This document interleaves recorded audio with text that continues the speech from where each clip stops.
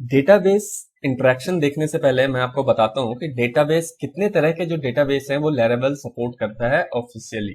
हाँ, अगर कुछ जुगाड़ वगैरह मार के अगर आप चाहते हो करना तो और भी चीजें हो सकती हैं, बट ऑफिशियली 4 तरीके के डेटाबेस को लैरावेल सपोर्ट करता है। पहला जो है उसका नाम है माई जो कि सबसे ज्यादा पॉपुलर है। दूसरा जो है वो है पोस्टग्रेसक्यूएल। तीसरा है एसक्यूएल लाइट। चौथा है हमारा एसक्यूएल सर्वर।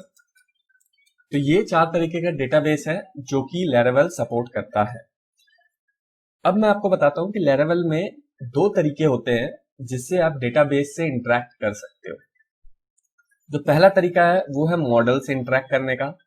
क्योंकि ये एमवीसी पैटर्न है तो मॉडल से इंटरेक्ट करने का तो होगा ही, और रिकमेंडेशन भी यही होता है कि आप मॉडल से ही इंटरेक्ट करो किसी भी डेटाबेस को, क्योंकि एमवीसी पैटर्न फॉलो इसीलिए किया गया था क्योंकि डेटाबेस से इंटरेक्शन वाली चीज अलग रखा जा सके।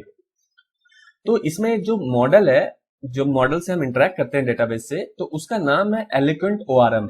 मतलब इसमें मॉडल ना बोल के एलोक्वेंट ओआरएम बोलते हैं। तो ये ऐसा क्यों बोलते हैं इसके बारे में मैं जब नेक्स्ट सेक्शन में मॉडल से डेटा फेच करना और इंसर्ट अपडेट डिलीट करना सिखाऊंगा तो मैं आपको उससे पहले बताऊंगा कि इसको एलोक्वेंट ओआरएम क्यों बोलते हैं मॉडल ना बोल के। और जो दूसरा तरीका है उसका नाम है क्वेरी बिल्डर। तो क्वेरी बिल्डर बेसिकली एक क्लास है जो लाइब्रेरी की तरह एक बना के रख दिया गया है लैरावेल के कोर पैकेज में, जिससे क्या होता है कि हमें डायरेक्ट कोई क्वेरी ना लिखना पड़े। क्योंकि जब डायरेक्ट क्वेरी लिखते हो तो चंद तरीके का एक तो कॉम्प्लिकेशन आता है और दूसरी चीज ये होता है कि सिक्योरिटी भी इश्यूज रहते हैं। तो इन्होंने एक लाइब्रेरी बना के दिया है जिसमें सिक्योरिटी और कॉम्प्लिकेशन का ख्याल इन लोगों ने रखा है। तो हमें उस क्लास को यूज करना पड़ता है, तो उसमें बहुत सारे फंक्शंस है, तो हम अपने यूज के हिसाब से फंक्शंस यूज करते हैं। तो अभी सबसे पहले मैं वही आपको बताऊंगा कि क्वेरी बिल्डर यूज करके कैसे आप डेटाबेस से इंटरेक्ट कर सकते हो। अब जब आप क्वेरी बिल्डर यूज करते हो तो जरूरी नहीं है कि मॉडल में जाके आप क्वेरी बिल्डर लिखो और वहां से डेटा पास कराओ, क्योंकि सारा कॉम्प्लिकेशन ऑलरेडी इन लोगों ने उस डेटाबेस वाले क्लास में लिखा हुआ है, क्वेरी बिल्डर के क्लास में। तो हम लोग डायरेक्ट कंट्रोलर में लिखेंगे इंटरेक्शन का काम। मतलब डायरेक्ट जो यूज करेंगे डेटाबेस क्वेरी बिल्डर वो डायरेक्ट कंट्रोलर में यूज करेंगे, उसके लिए अभी मॉडल नहीं बनाएंगे। मॉडल नेक्स्ट सेक्शन में मैं आपको बताऊंगा। तो क्वेरी बिल्डर स्टार्ट करने से पहले मैं एक काम करता हूँ कि एक कंट्रोलर बना लेता हूँ जिससे मैं डेटाबेस से इंटरेक्ट कर सकूं। तो कंट्रोलर बनाने के लिए मैंने आपको बताया था कि आप टर्मिनल में जाओ और वहां पे आप लिखोगे php artisan make colon controller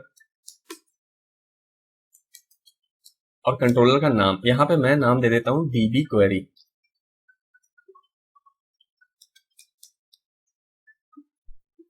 ठीक है, अब जैसा ही मैं करूंगा आप देखोगे कि यहाँ पे ऐप के अंदर HTTP के अंदर कंट्रोलर के अंदर वो यहाँ पे बन के आ जाएगा हमारे पास।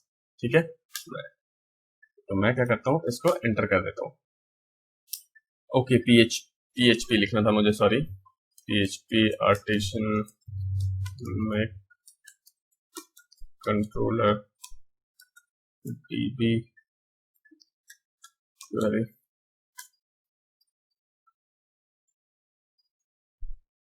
ओके, तो हमारे पास एक कंट्रोलर बन के आ गया db क्वेरी। अब दूसरा काम हम लोग क्या करते हैं कि राउट में इसको एक्सेस करने का तरीका लिखते हैं। तो उससे पहले मैं एक फंक्शन बना लेता हूँ, इंडेक्स से बना देता हूँ क्योंकि उसी में सारा हम लोग काम कर लेंगे। Public function index.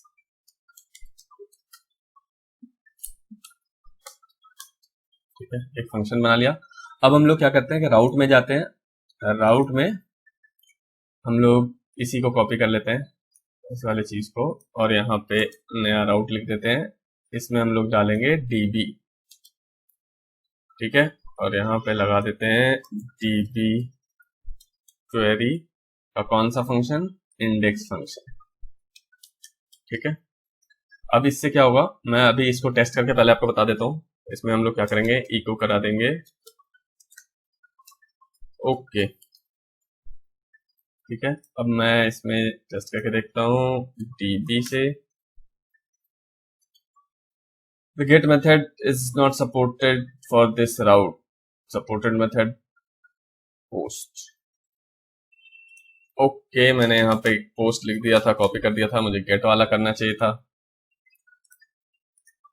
अब देखते हैं, यहाँ पे देखो ओके आ गया, मतलब हमारा सारा राउट वगैरह कंट्रोलर से कनेक्ट हो चुका है। अब यहाँ पे हम लोग डेटाबेस का अपना काम करना स्टार्ट करते हैं। तो डेटाबेस को स्टार्ट करने से पहले मैं एक चीज और आपको बताता हूँ। एक टर्म होता है लैरावेल में फसाड करके। तो फसाड क्या होता है कि मैंने जैसा कि पहले आपको बताया कि इन्होंने लाइब्रेरी बनाया हुआ है बहुत सारी चीजों का। जैसे फॉर एग्जांपल अभी डेटाबेस कर रहे हैं तो डेटाबेस से समझते हैं। तो इन्होंने एक लाइब्रेरी बनाया है, मतलब एक क्लास बनाया है डेटाबेस नाम का, और उसमें क्या किया, बहुत सारे फंक्शंस बनाए हैं हर चीज के लिए अलग अलग यूज करने के लिए। लेकिन अब डेटाबेस को जब आप क्लास को यूज करते हो तो आप बेसिकली क्या करते हो, पहले एक ऑब्जेक्ट बनाते हो और उसके फंक्शन को टारगेट करते हो। एक टर्म होता है पीएचपी में स्टैटिक क्लास या स्टैटिक फंक्शन। तो उसमें क्या होता है कि हमें ऑब्जेक्ट बनाने की जरूरत नहीं पड़ता है। आप उस क्लास को बिना ऑब्जेक्ट बनाए उसके फंक्शन को यूज कर सकते हो। तो बेसिकली इसमें जो फसाड नाम दिया गया है वो उसी के लिए दिया गया है कि जो क्लास ऑलरेडी बना हुआ है उसको उन्होंने इस वो स्टैटिक फंक्शन नहीं, ना तो वो स्टैटिक क्लास है ना ही फंक्शन है, मतलब वो नॉर्मल क्लास है, बट उसको इस तरीके से रैप किया गया है कि वो as a static function call किया जा सके। तो इसी को हम लोग बोलते हैं फसाड। मतलब उन्होंने क्लास बनाया नॉर्मल और उसको एज ए स्टैटिक फेच करने का तरीका बनाया है उन्होंने, उसको हम लोग बोलते हैं फसाड। ठीक है, तो फसाड का मतलब आप सिंपल से बात समझ जाओ कि एक ऐसा क्लास जो स्टैटिकली आप यूज कर सको। तो अब क्योंकि हम लोग नेम स्पेस यूज कर रहे हैं तो आपको क्या करना है कि सबसे पहले उस क्लास का यहाँ पे यूज करना है, क्योंकि नहीं करोगे तो वो आप फेच नहीं कर सकते हो उससे। तो यहाँ पे हम लोग क्या करेंगे कि यूज इल्यूमिनेट, जो ऊपर लिखा हुआ है एकदम सेम उसी तरीके से है, इल्यूमिनेट। उसके बाद यहाँ पे आपका आता है सपोर्ट, कैपिटल एस रहेगा सपोर्ट, और फसाड, और उसके बाद कैपिटल डीबी। ठीक है, तो आप देख सकते हो यहाँ पे अब हमारा डीबी जो क्लास था वो यहाँ पे आ चुका है, और अब हम लोग उसको यूज करेंगे तो एरर नहीं आएगा।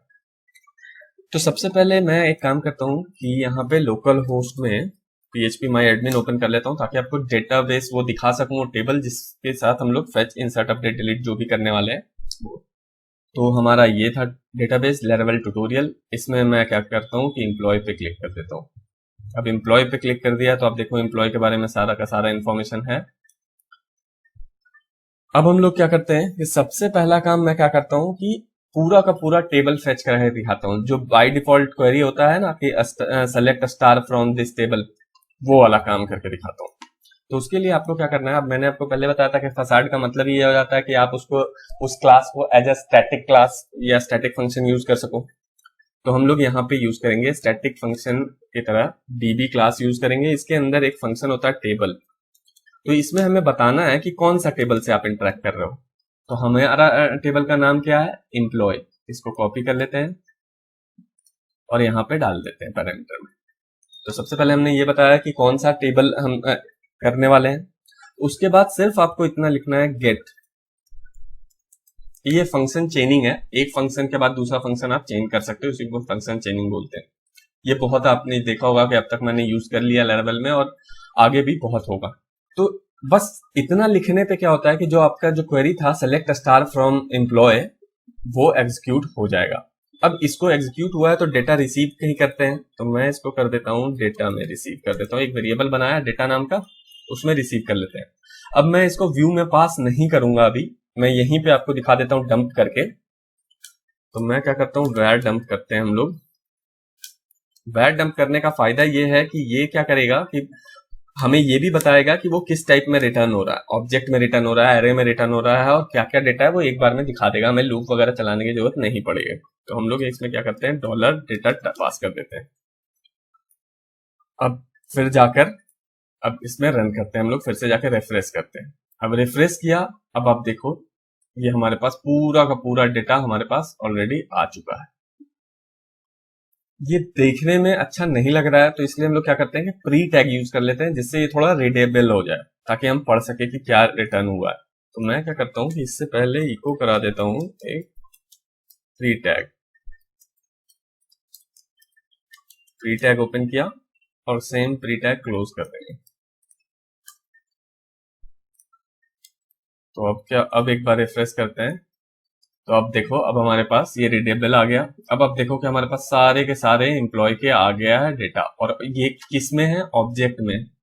किस टाइप का ऑब्जेक्ट है वो सब कुछ दिखा रहा है ये हमें। देखो सारा डेटा हमारे पास आ गया। तो इस तरीके से हम लोग डेटाबेस से एक्सेस कर सकते हैं। अब जो दूसरा चीज होता है जो अक्सर हम लोग यूज करते हैं वो है वेयर लगाते हैं। ठीक है, तो वेयर कैसे लगाएंगे वो देखते हैं।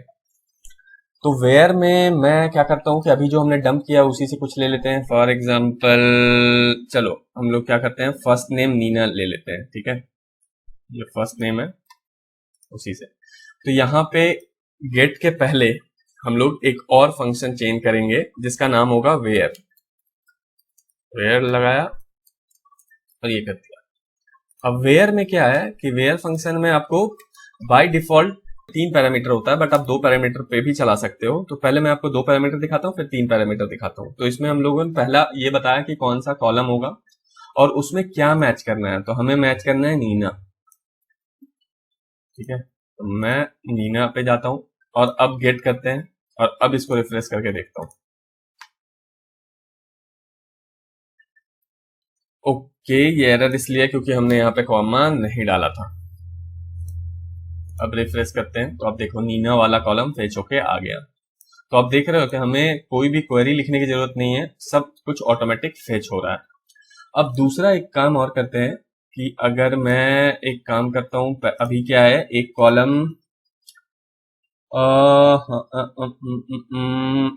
मैं क्या करता हूं कि डिपार्टमेंट आईडी फेच करता हूं।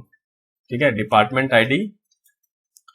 अब मैं यहाँ पे डिपार्टमेंट आईडी फेच करता हूँ। यहाँ पे 3 पैरामीटर वाला दिखा रहा हूँ। जरूरी तो नहीं है कि ये देखो, ये जब 2 पैरामीटर हम लोग यूज करते हैं तो ये तब होता है जब आप इक्वल टू फेच कर रहे हो कि name equal to Neena. But हो ये सकता है कि आप ये भी सर्च कर सकते हो कि department ID is greater then 9। ठीक है, तो उसके लिए आपको तीसरा पैरामीटर जरूरत पड़ता है। तो तीसरे पैरामीटर में आपको कंडीशन पास करते हो। तो मैं यहाँ पे क्या पास कर देता हूँ, department ID is greater then और इक्वल टू, यहाँ पे 9 पास कर देता हूँ। ठीक है, क्योंकि नीना का यहाँ पे अगर आप देखोगे तो 9 है, तो मैं यहाँ पे ये पास कर देता हूँ। तो अब 3 पैरामीटर वाला ये है। अब इसको जब मैं रिफ्रेश करूंगा तो आप देखो कि जो भी डिपार्टमेंट 9 से ऊपर है या 9 है, वो देखो 9 10 जो भी था वो आ रहा है आपके पास। ठीक है, अब मैं आपको बताता हूँ कि किस तरीके से आप एग्रीगेटर फंक्शन यूज कर सकते हो। एग्रीगेट फंक्शन क्या होता है, एग्रीगेट जो फंक्शन होता है वो बेसिकली आप काउंट वगैरह करने के लिए या मैक्सिमम प्राइस वगैरह ये सब जानने के लिए करते हो आप यूज। तो उसको यूज करने का तरीका क्या होता है कि जैसे मैं काउंट करना चाहता हूँ कि कितने एम्प्लॉय हैं, तो मैं ये सब हटा दूंगा ये सारा, और गेट के जगह पे मैं जो फंक्शन का नेम है वो लिख लूंगा जैसे काउंट। तो अब ये मुझे क्या बताएगा कि कितने एम्प्लॉय हैं। ठीक है, अब मैं इसको रिफ्रेश करता हूँ। आप देखो ये दिखा रहा है कि 40 एम्प्लॉय हैं। यहाँ पे जाओगे आप देखो 40 टोटल थे। तो इसमें ऑलरेडी फंक्शंस भी बने हुए हैं एग्रीगेटर। आप इसमें मैक्स भी डाल सकते हो। ठीक है, तो मैक्स डालने के लिए आपको डालना पड़ेगा, मैक्स टाइप किया मैंने और यहाँ पे मैं डाल देता हूँ आईडी। ठीक है, कि मैक्सिमम आईडी क्या है। अब मैं जब यहाँ पे रिफ्रेश करूंगा, अननोन कॉलम आईडी, यहाँ पे है एम्प्लॉय आईडी, सॉरी। तो यहाँ पे हम लोग करते हैं EMPLOY EE_, यही है, यही है। तो अब अगर हम लोग रिफ्रेश करते हैं इसको, तो आप देखोगे कि हमारे पास आ रहा है 206। अब जो लास्ट वाला, जो सबसे लास्ट वाला है, वो हम लोग जाके देखते हैं कि आईडी सही दे रहा है या नहीं दे रहा। तो अब देखो हमारे पास, तो जो हमारे पास लास्ट आईडी आया है वो है 206, और वही ये फेच कर रहा है। तो इस तरीके से आप एग्रीगेट फंक्शंस भी यूज कर सकते हो। अब इसमें क्या है कि आप, ऐसा नहीं है कि आप सिर्फ यही यूज कर सकते हो। अगर आप चाहो तो कंबाइन भी कर सकते हो क्वेरीज को। जैसे पहले वेयर क्लाउज लगाओ, उसके बाद काउंट करवा लो। तो फॉर एग्जांपल अगर मैं इसको हटा के सिर्फ काउंट लिखूं, तो अभी जो आ रहा था वो था 40। ठीक है, अभी 40 आ गया है। अब मैं यहाँ पे एक वेयर क्लाउज लगा देता हूँ। मैं बेसिकली चीजों को कंबाइन करके आपको दिखा रहा हूं। तो यहाँ पे मैं वेयर क्लाउज में क्या लिख सकता हूँ, वेयर ये employ ID is greater than हम लोग ले लेते हैं 200, ठीक है, मैंने 200 डाल दिया। तो अब क्या होगा, अब वो उतने एम्प्लॉय काउंट करके बताएगा जिसका आईडी 200 से ऊपर है, ठीक है। तो जब मैं इसको रिफ्रेश करता हूँ तो ये दिखा रहा 6, सिर्फ 6 एम्प्लॉय हैं जो कि 200 से ऊपर है, क्योंकि 206 था। तो इस तरीके से आप चीजों को कंबाइन भी कर सकते हो। अब जो एक और इम्पॉर्टेंट चीज ये आता है कि हम लोग क्या करते हैं कि चेक करते हैं कि एग्जिस्ट कर रहा है डेटा या नहीं। जैसे फॉर एग्जांपल जब आप लॉगिन का क्वेरी लिखते हो तो आप ये चेक करते हो कि ये पर्टिकुलर आईडी और पासवर्ड है, एग्जिस्ट करता है या नहीं, इस पर्टिकुलर आईडी और पासवर्ड कंबाइन करके एक यूजर है या नहीं। तो उसके लिए आप क्या करते हो, पहले फेच करते हो और फिर काउंट यूज करते हो। तो काउंट ना करके इन्होंने डायरेक्ट हमें एक तरीका दिया है। जैसे फॉर एग्जांपल यहाँ पे मैं क्या कर देता हूँ, एम्प्लॉय आईडी, ये तीसरा फंक्शन पैरामीटर हटा देता हूं। तो इससे क्या होगा कि इक्वल टू वाला काम करना स्टार्ट होगा। तो 200 लिख दिया और यहाँ पे काउंट की जगह पे हमारे पास एक फंक्शन होता है एग्जिस्ट, ठीक है। तो अब हमने जब एग्जिस्ट किया और यहाँ रिफ्रेश करेंगे तो ये हमें बता देगा तो undefined method element builder exist, EXISIST exist, ठीक है, स्पेलिंग मिस्टेक था। तो अब आप देखोगे वो हमें दिखा दिया ट्रू कि वो एग्जिस्ट करता है। अब यहीं पे अगर हम लोग 300 कर दें तो क्या करेगा, वो दिखाएगा कि नहीं करता है, फॉल्स आ जाएगा। देखो फॉल्स आ गया। तो इस तरीके से आपको काउंट करने की जरूरत नहीं है, आप डायरेक्ट फंक्शन यूज करो ये एग्जिस्ट। और एक और फंक्शन होता है डजंट एग्जिस्ट वाला, कि जरूरी नहीं है कि अब आप नेगेटिव करके देखोगे कि है, आप यहाँ पे टाइप कर दोगे डजंट एग्जिस्ट, तो अब ये रिवर्स हो जाएगा, जो भी था वो रिवर्स हो जाएगा। अभी फॉल्स था, अब ये ट्रू हो जाएगा। Call to undefined method doesn't exist, okay, यहाँ पे एस नहीं है, मैं आज स्पेलिंग मिस्टेक बहुत कर रहा हूँ। अब आप रिफ्रेश करोगे तो आप देखोगे कि वही चीज ट्रू हो गया। तो आप दोनों तरीके से वो कर सकते हो। अब यहाँ पे मैं एक काम करता हूँ कि सिर्फ मुझे क्या चाहिए कि पर्टिकुलर कॉलम सेलेक्ट करना है, ठीक है। तो मान लो कि मुझे सेलेक्ट करना है सारे एम्प्लॉयज के नेम, फर्स्ट नेम, ठीक है। तो मैं क्या करता हूँ कि यहाँ पे वेयर क्लाउज पहले ये हटा देता हूँ, यहाँ से यहाँ तक ये गलत है। पहले तो गेट लिखेंगे तो हमारे पास सारा का सारा आ जाएगा, ये देखो अब, ठीक है, आ गया। अब इसमें से मैं चाहता हूँ कि सबका ईमेल आ जाए सिर्फ, ठीक है। तो मैं यहाँ पे क्या करूंगा कि एक और मेथड चेंज करूंगा, सेलेक्ट का, सेलेक्ट, और इसमें पास कर दूंगा उस कॉलम का नाम। और अब जब रिफ्रेश करूंगा तो आप देखोगे कि हमारे पास सबका बस ईमेल आ चुका है, ठीक है। तो इस तरीके से आप पर्टिकुलर कॉलम भी फेच कर सकते हो। अच्छा, अब जो नेक्स्ट केस ये हो सकता है कि आप चाहते हो कि चलो मैं, इन्होंने फंक्शन बना के दिया बट मैं कुछ अपना क्वेरी लिखना चाहता हूँ, तो उसके लिए भी इन्होंने एक फंक्शन दिया है जिसको बोलते हैं रॉ नाम से बोलते हैं फंक्शन, ठीक है। तो मैं क्या करता हूँ कि इसको हटा देता हूँ और यहाँ पे सिर्फ एक फंक्शन आपको अब यूज करना है जिसका नाम है रॉ, ठीक है। मतलब आप रॉ क्वेरी लिख रहे हो, रॉ। और यहाँ पे मैं आपको सिंपल सा ये करके दिखाता हूँ, सेलेक्ट स्टार फ्रॉम, टेबल का नाम है एम्प्लॉय, एम्प्लॉय है या एम्प्लॉयज है, एम्प्लॉयज है। उसी को कॉपी कर लेता हूं मैं और यहाँ पे पेस्ट कर दूंगा। तो अब इतना लिखने के बाद ये आपका रो क्वेरी बिल्ड हो गया। अब इसको आपको क्या करना है, एक सेलेक्ट क्वेरी में एम्बेड कर देना है। तो उसके लिए हम लोग क्या करेंगे कि db और एक सेलेक्ट वाला जो फंक्शन है वो यूज कर लेते हैं।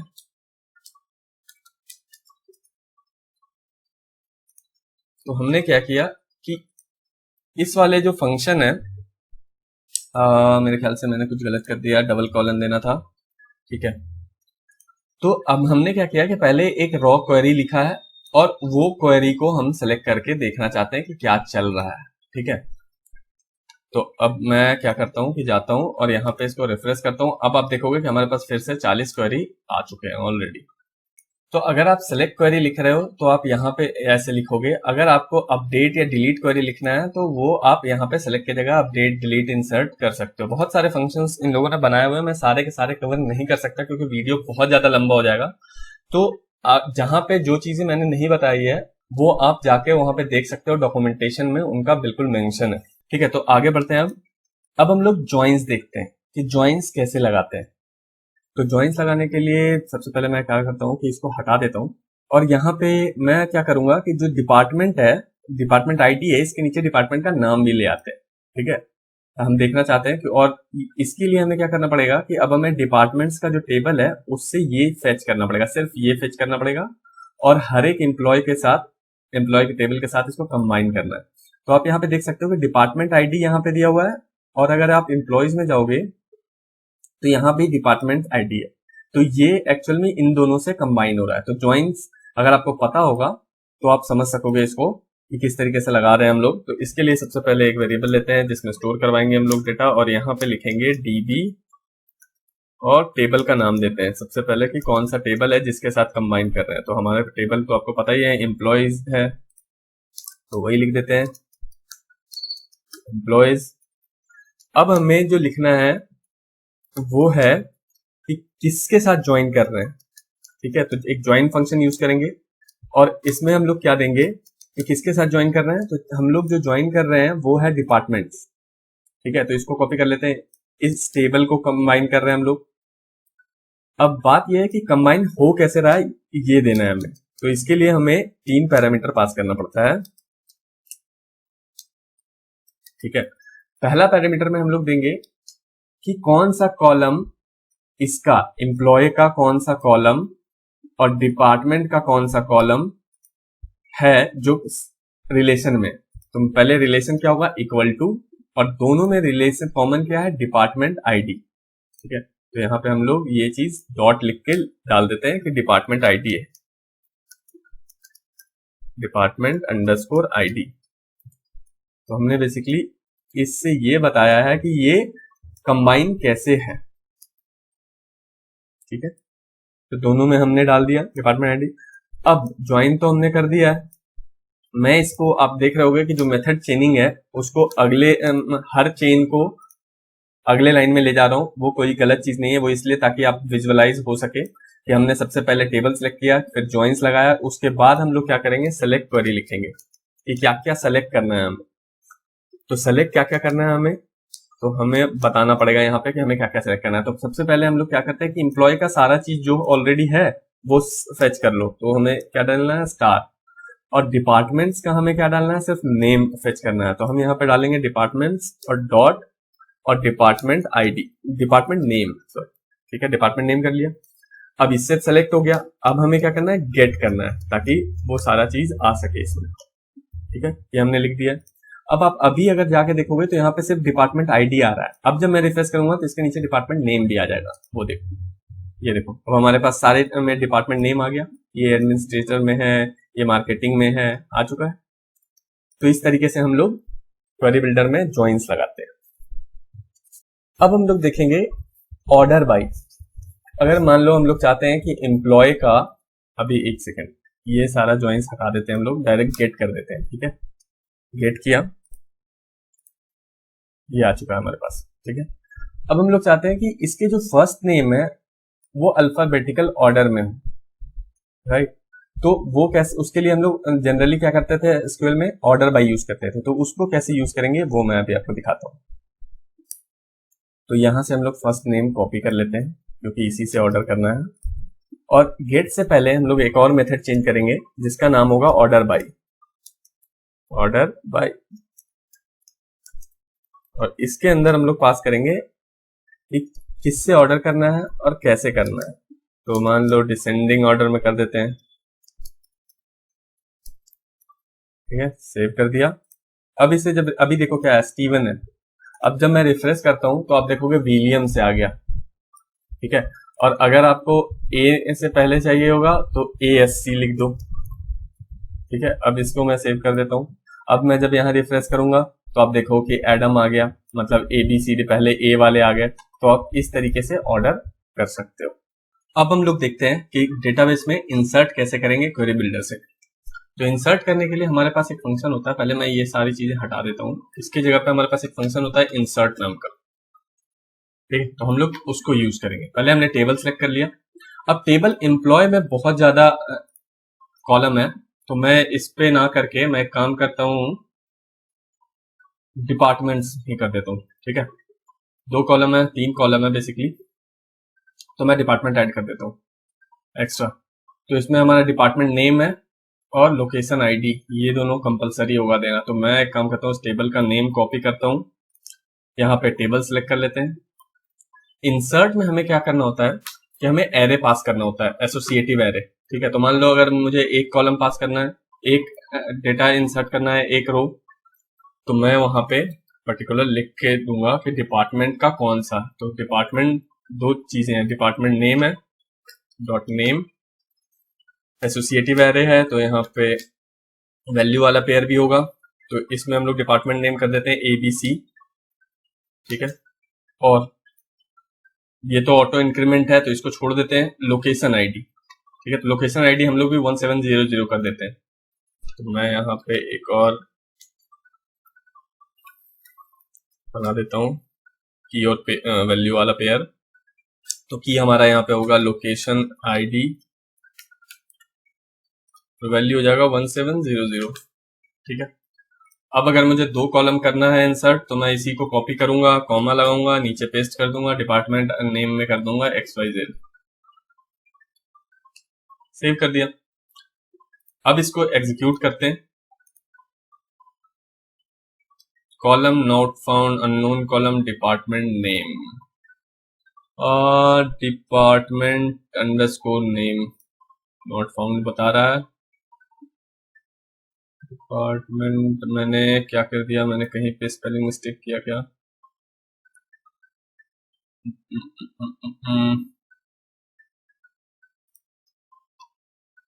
मैं यहां से कॉपी कर लेता हूँ डिपार्टमेंट नेम का स्पेलिंग,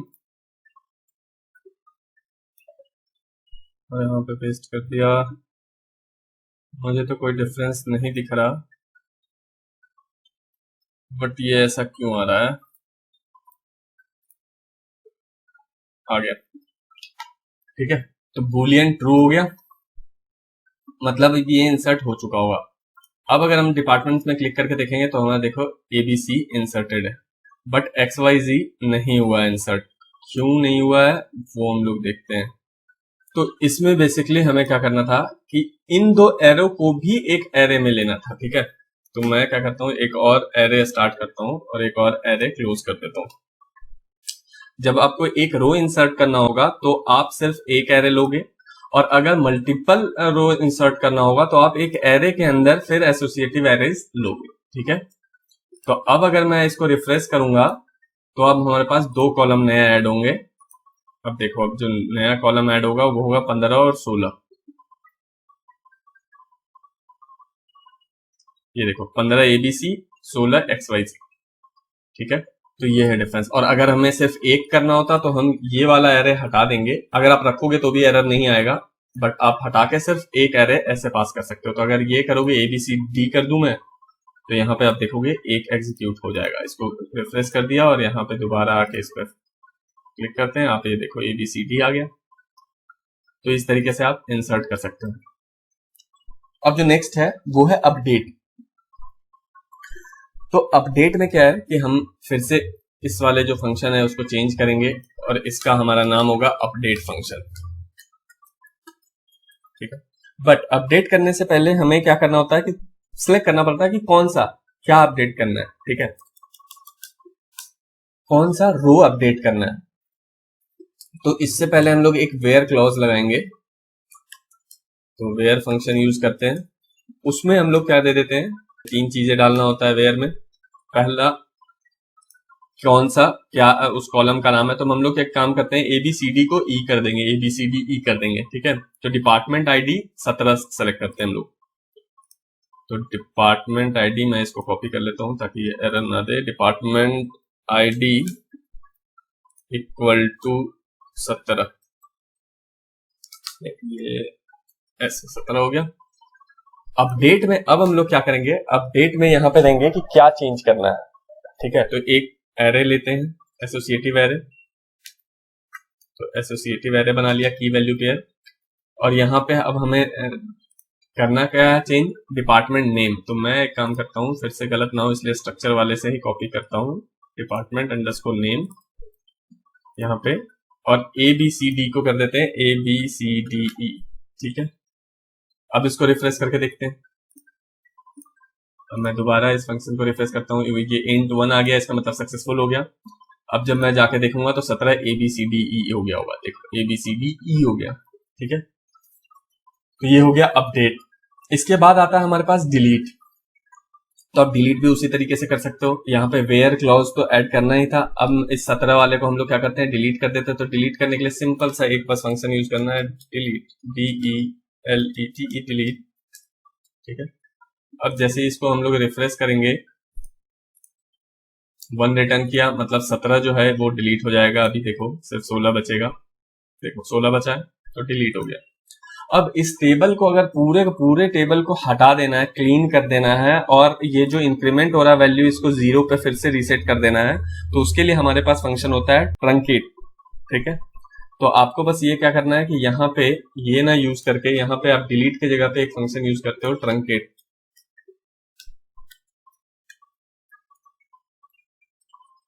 ठीक है। बट मैं अभी आपको ये एग्जीक्यूट करके नहीं दिखा रहा हूँ, क्योंकि आगे हमें ये वाला काम आने वाला है, ये टेबल, इस वजह से मैं इसको ट्रंकेट करके नहीं दिखा रहा हूँ। जैसे ही आप इसको एग्जीक्यूट करोगे वो डिलीट हो जाएगा पूरा का पूरा। अच्छा, तो अब जो सबसे इंपॉर्टेंट चीज है कि जब भी हम लोग कोई भी काम करते हैं तो एरर आता है हमारे साथ, ठीक है। तो इसमें क्या है कि जब डेटाबेस से हम इंटरेक्ट कर रहे होंगे तो हो सकता है हमें बहुत बार एरर आएगा, या हमें बार बार वैल्यू देखना होगा, पूरा चीज एग्जीक्यूट ना करना होगा, सिर्फ कुछ वैल्यू देखना होगा कि क्या आया इस क्वेरी से। तो डीबग करने के लिए हमारे पास दो फंक्शन होते हैं, एक होता है डीडी और दूसरा होता है डंप, ठीक है। तो डीडी क्या करता है, अब देखो, अब मैं आपको क्या करता हूँ, सबसे पहले ये क्वेरी मैंने इसकी जगह पे मैं कर देता हूँ गेट, ठीक है।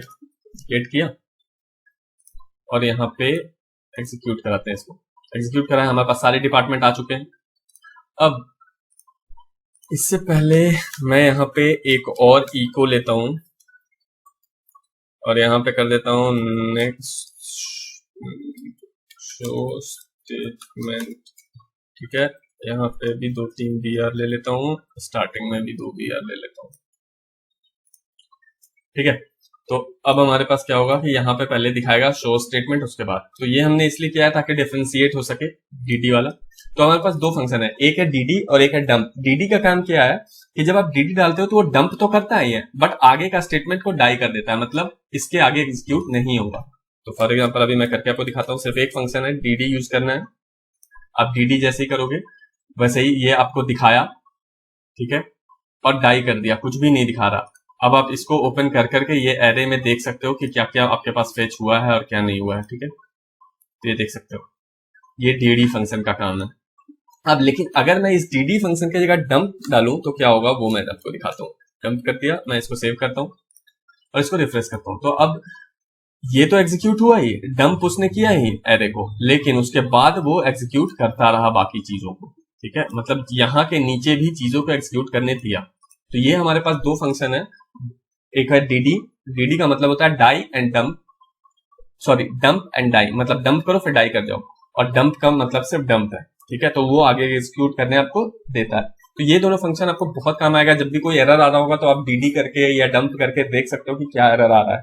अब जो इसमें मेन बात ये है, समझने वाली बात ये है कि हमारे पास बहुत सारे फंक्शंस इसमें, जो डेटाबेस क्वेरी वाला है, क्वेरी बिल्डर है, उसमें बहुत सारे फंक्शंस हैं। मैंने पूरा कवर नहीं कर पाया हूँ और नहीं कर पाऊंगा, क्योंकि बहुत बड़ा हो जाएगा, बहुत ज्यादा लेंदी हो जाएगा। तो आपको क्या करना है, जैसे जैसे आपको यूज आता जाए वैसे वैसे इनके डॉक्यूमेंटेशन को जाके देखना है, या फिर आप जाके पूरा का पूरा डॉक्यूमेंटेशन पढ़ भी सकते हो। मैं आपको दिखाता हूँ कहाँ पे है। तो आपको सबसे पहले लेरेवल वाले वेबसाइट पे जाना है, laravel.com, उसके डॉक्यूमेंटेशन पे क्लिक करना है। जब डॉक्यूमेंटेशन आ जाए तो आप इसमें देखोगे डेटाबेस, ठीक है। तो इस पे आप क्लिक करोगे तो गेटिंग स्टार्टेड में बेसिक इन्फो है, जो मैंने आपको बता दिया। अगर आप पढ़ना चाहते हो तो इसको भी पढ़ सकते हो।